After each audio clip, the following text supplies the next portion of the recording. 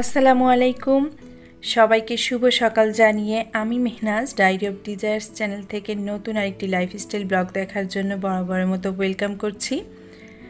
আশা রাখছি আমার প্রিয় আপু, আন্টি এবং ছোট ছোট সোনামণিরা যে যেখান থেকে বসে আজকের এই ব্লগটি দেখছেন সবাই আলহামদুলিল্লাহ ভালো আছেন, আর আমরাও আলহামদুলিল্লাহ বেশ ভালো আছি। আমি এখানে সকালবেলা চলে এসেছিলাম আমার বাচ্চাদের স্কুলের সামনে ওদেরকে নিতে। তো এখানে আসলে আমার এক ফ্রেন্ড দেখাচ্ছে যে ও কি কি কিনেছে, আজ আংটি আর ব্রেসলেট কিনেছে, সেগুলো আমাকে দেখাচ্ছে। আর আমি পান কিনে নিয়ে গিয়েছিলাম আমার ফ্রেন্ড আর আমার জন্য। তো বাকি আর কজন তো পান খায় না, তো ওদেরকে কি করব, ওদেরকে চকলেট দিলাম যে তোমরা ফ্রি যাবা কেন, আমরাও কিছু একটা খাই, তোমরাও কিছু একটা খাও, চকলেট খাও, মুখ চলতে থাকুক। তো যাই হোক, পান আর চকলেট খেয়ে এখন বান্ধবীদেরকে সাথে নিয়ে এসেছি ভ্যানে শপিং করতে। শপিং বলতে আসলে ছোট্ট একটা গিফট কিনবো। তো এখানে যে 3টা ভ্যান বসে, প্রত্যেকটা ভ্যানেই আমি ঘোরাঘুরি করে হাতাহাতি করে দেখছি যে কোনটা পছন্দ হয়, কিন্তু কিছুই পছন্দ হচ্ছে না। লাস্ট পর্যন্ত আমি কিছু পছন্দ তো করতেই হবে আমাকে। তো যে গিফটটা কিনবো সেটা হচ্ছে যে আমার ছোট জায়ের জন্য গিফট কিনতে চাই। ছোট জায়ের জন্য ছোটোখাটো একটা গিফট কিনবো। তো ওদের হচ্ছে যে গত মাসে অ্যানিভার্সারি গিয়েছিল, তো বলেছিলাম যে আমি তোমার গিফটটা দিব পরে কোনো এক সময়। তো পরে বলতে বলতে বেশ 16-17 দিন হয়েই গেল, মাস তো চলেই গেল, গিফট দিতে পারলাম না।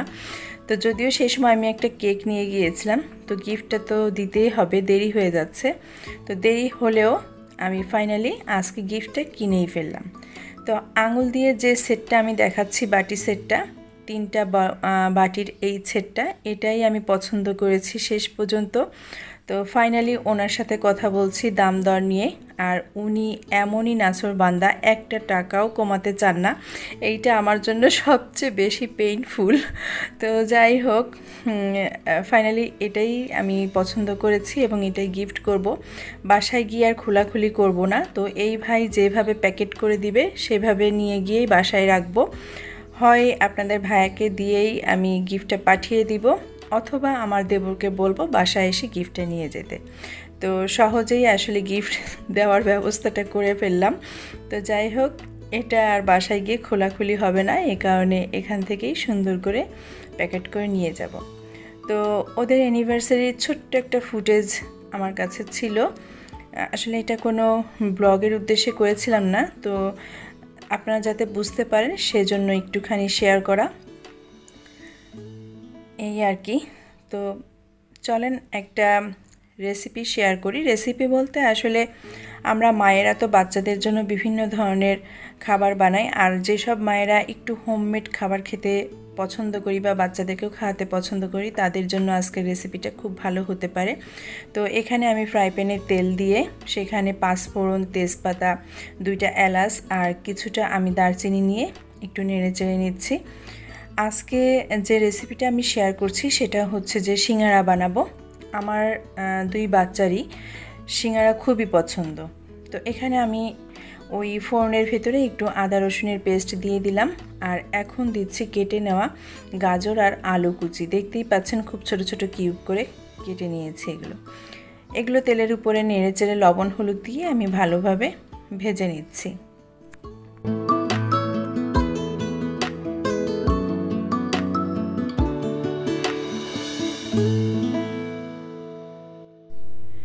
গত ব্লগে বেশ কয়েকটা কমেন্টই পড়েছে এবং অনেক আপুরাই অনেক কিছু জানতে চেয়েছে আমার কাছে। তো আপুরা প্লিজ আপনারা রাগ হবেন না, আমি আপনাদের সবারই কমেন্টের উত্তর দিব এক এক করে। তো আজকে একজন আপুর কমেন্টের উত্তর দিচ্ছি আমি।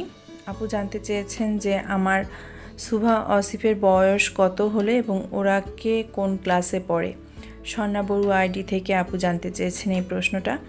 তো সুভার বয়স 8 বছর, ও ক্লাস 1-এ পড়ে, আর অসিফের বয়স 6 বছর, ও ক্লাস নার্সারিতে পড়ে। তো এই হচ্ছে ওদের বর্তমান অবস্থা। আর অন্যান্য প্রশ্নের উত্তরগুলো আমি ধারাবাহিকভাবে অন্য ব্লগে যখন যেটা নিয়ে কাজ করব বা সেই প্রশ্নগুলো রিলেটেড হলে আমি ওইভাবে আপনাদেরকে উত্তর জানিয়ে দিব। আমি এখানে এটা সিঙ্গারা যে বানাবো সেটা পুর রেডি করে নিচ্ছিলাম। তো দেখতে পেয়েছেন যে আমি পেঁয়াজ কাঁচামরিচটা পরে দিয়েছি, আর এখন হচ্ছে যে একটু ধনিয়া পাতা দিয়ে নেড়েচেড়ে নামিয়ে নিব। তো এটাতে কিন্তু আমি হালকা অল্প পরিমাণে পানি দিয়ে সেদ্ধ করে নিয়েছি, এবং সেদ্ধটা হয়েছে কিনা সেটাও আমি একটু আঙুল দিয়ে চেক করে দেখলাম।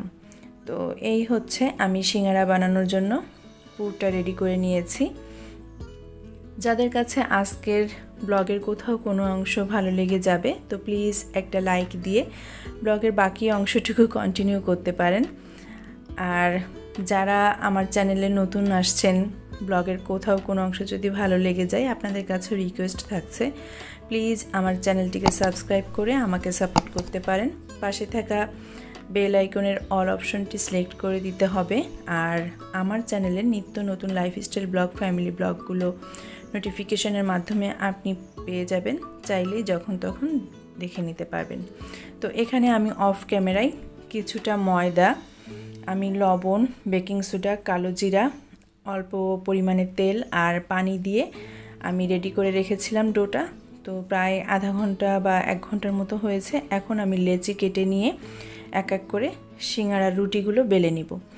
তো সিঙ্গারার রুটিগুলো বেলার জন্য আসলে আমি একটু লম্বা করেই বেলে নিব, আর প্রত্যেকটা লেচি থেকে আমি 2টা করে সিঙ্গারা বানাবো। প্রথম দিকে খুব বেশি ভালো হয় না, তারপরে কিন্তু বানাতে বানাতে কিন্তু হাত এসে যায়, তখন কিন্তু সিঙ্গারার শেপগুলো ভালো হয়। তো আমি বেশ কয়েকবারই বাসায় সিঙ্গারা বানিয়েছি, আর আমার বাচ্চারা অনেক বেশি পছন্দ করেছে। আমার ফ্রেন্ডদেরকেও আমি খাইয়েছি, ওরাও বেশ পছন্দ করে খেয়েছে এগুলো। তো সেখান থেকেই বলছি যে সিঙ্গারাগুলো কিন্তু এভাবে ট্রাই করে দেখবেন, বেশ ভালো হয়। রুটিটাকে আমি কেটে নিলাম 2 ভাগে, আর এখন দেখতেই পাচ্ছেন যে আমি কিভাবে শেপটাকে দিচ্ছি। তো 2 সাইডটাকে আমি এভাবে করে জয়েন্ট করে দিলাম।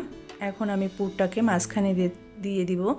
তো আসলে সিঙ্গারার ভাঁজটাই হচ্ছে বেশি ইম্পর্ট্যান্ট। ভাঁজটা ঠিক মতো হলে আপনার সিঙ্গারার যে ডাইস বা শেপটা আছে সেটা দেখতে অনেকটাই ভালো লাগে। তো আমি যতদূর পারছি আসলে আপনাদেরকে দেখিয়ে দেওয়ার চেষ্টা করছি।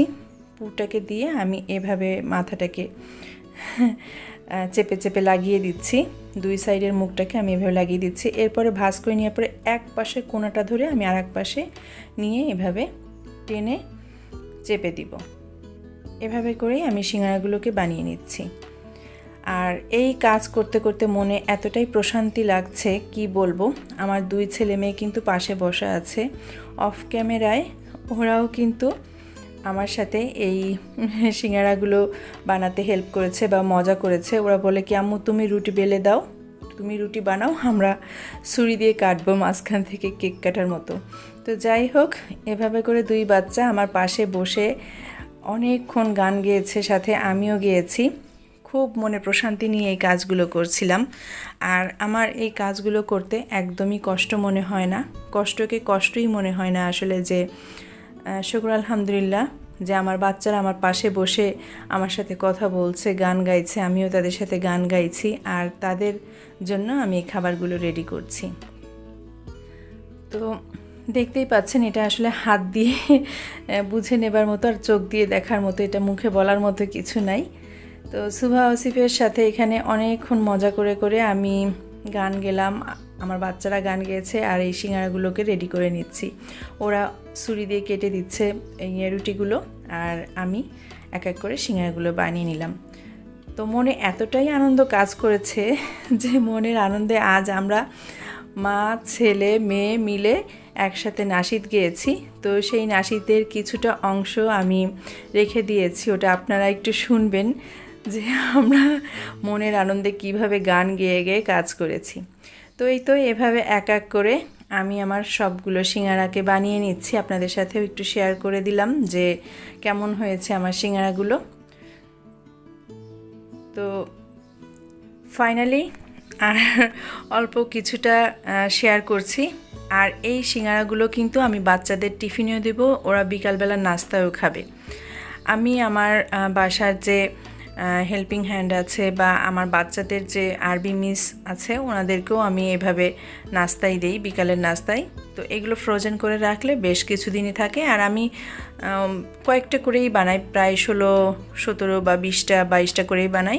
এভাবে কিছুটা খাই, আবার কিছুটা ফ্রোজেন করে রাখি, অল্প কয়েকদিনই যায়। তো এই হলো সবগুলো সিঙ্গারা আমি বানিয়ে নিয়েছি। তো এর ভিতরে আরবি মিস এসেছিলেন, ওনাকেও কয়েকটা আমি ভেজে দিয়েছি, উনি খেয়ে চলে গেছেন। বাসায় বানানো হোমমেড খাবারের মজাই কিন্তু অন্যরকম। আর যখন আপনার বাচ্চারা সেগুলো খুব মজা করে খাবে আর যখন ক্ষুধার্ত থাকে তখন কিন্তু অন্যরকম শান্তি লাগে। আমি পাপী গুনাহগার, তুমি জানা কে আছে আর, ক্ষমা করো ওগো প্রভু, তাওবা করি বারে বারে, রাহিমু রহমান ইয়া কারিমু, মেহেরবান মেহেরবান তুমি মেহেরবান। তো এই হচ্ছে অবস্থা আসলে নাশিদের জন্য। আর যেহেতু একটা রেসিপি শেয়ার করতে হয়, তো ভালোভাবে নিজ দায়িত্ব থেকে যদি দেখাতে না পারি তাহলে কিন্তু নিজের কাছেই খারাপ লাগে। তো এই কারণেই ব্লগটা অনেক বড় হয়ে গেল, তো আমি সরি। আর কথা বলার সময় আসলে অনেক জায়গায় বেঁধে যায়, সে কারণেও সরি, আপনারা একটু ক্ষমা সুন্দর দৃষ্টিতে দেখবেন। যেহেতু আমি রেগুলার ছিলাম না অনেক দিন, তো এই কারণে কিন্তু অনেকটাই সমস্যা হচ্ছে আমার। তো যাই হোক, এটা হয়তো বা আবার ডেইলি করলে বা রেগুলারিটি চলে আসলে তখন ঠিক হয়ে যাবে আশা করছি। আমি ভেজে নেওয়ার পরে আমার জন্য একটু পেঁয়াজ কেটে নিয়েছি, সিঙ্গারার উপরে লবণ ছিটিয়ে দিয়েছি, কয়েকটা কাঁচামরিচ বের করেছি, আর বাচ্চাদের জন্য টমেটো সস দিয়েছি। টমেটো সসটা না হলে তো তাদের চলে না, তবে আমার পেঁয়াজ আর হচ্ছে যে কাঁচামরিচ এটা না হলে হবেই না। আমি যখন বাইরে আমার ফ্রেন্ডদের সাথে আড্ডা দিই তখনও কিন্তু সিঙ্গারা খেলে কাঁচামরিচ আর পেঁয়াজ লাগেই, মাস্ট বি থাকতে হবে। এই ছিল ব্লগটা। আর আমি কিছু সিঙ্গারা ফ্রোজেন করেছিলাম, তো সেটাও আমি আপনাদের সাথে শেয়ার করছি। যে ফ্রোজেন সিঙ্গারাটা আমি পরের দিন সকালবেলা ডিপ ফ্রিজ থেকে বের করে নিয়েছি। এখন আমি এখান থেকে উঠিয়ে একটা বক্সে ভরে তারপরে রেখে দিব। আর আজকের সকালের জন্য টিফিনে বাচ্চাদেরকে দুইটা করে দিয়ে দিব।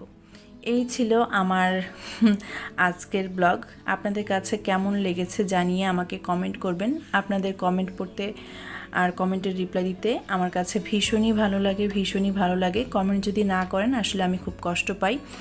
আর কমিউনিকেশনটা থাকলে আসলে আপনারা যেমন আমাকে অনেক মিস করেছেন এই কয়েকটা দিনে বা কয়েকটা মাসে, আমি কিন্তু মিস করেছি। ভালো থাকবেন সবাই। আজ বিদায় নিচ্ছি। আল্লাহ হাফেজ। আসসালামু আলাইকুম।